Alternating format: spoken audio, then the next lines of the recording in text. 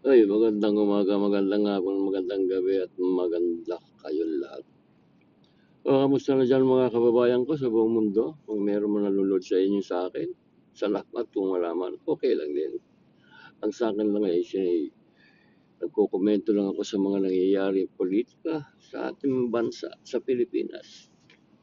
Ngayon, ang nagtataka lang ako, karamihan sa inyo, naniniwala pa rin kayo na mapapalitan natin ang ating gobyerno sa ngayon. Sa ngayon, no, hindi mo mangyayari yun. Hanggang 2028 na ho yan, di yung papalitan niyang si Marcos. Kung may pumalit man ho dyan, hindi man si Romualdez, ay kaalyado pa rin nila.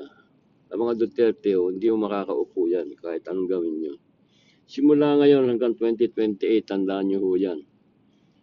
Gagawa ng paraan si Remulla para tudasin ang lahat ng pagkakataon ng mga Duterte. Lagay nyo na ho sa isip nyo yan, wala hong mangyayari, maniwala kayo. Dahil kung titignan nyo ngayon, ang China ay masyado nang pumaparaglag mo sa Amerika.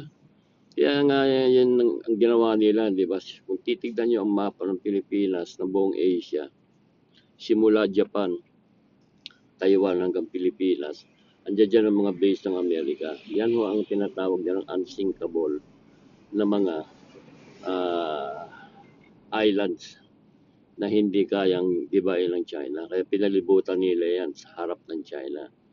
Hanggang Singapore ho yan. Kung titignan nyo ho yan, yan ho ang hawak ng Amerika.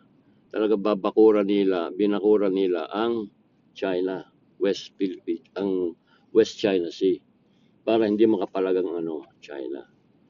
Ganun ho yan.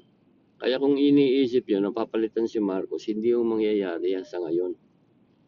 Hanggang ang China ay malaking threat sa Amerika. Hindi po mangyayari, tandaan niya. Maliban na lang kung yung leader na papalit na opposition ay kagaya ni Duterte na sasabihin o Amerika, oh, sige, pababayaan ko lang kayo dyan. Basta pabayaan nyo lang kami. Hindi ko makikialam. Dahil ang alam ng Amerika, ang Duterte ay baka China. Yun ang pagkakamali ni Duterte ng ama.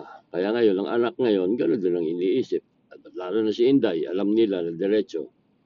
Gano'n ho yan. Kaya kung naniniwala pa rin kayo mapapalitan si Marcos, hindi na po maniwala kayo. Ang Amerikano ngayon nandiyan. Hindi ho magkakaisa ang mga nagrarally dyan sa atin, lahat watak-watak. Yun lang ho, para malaman nyo.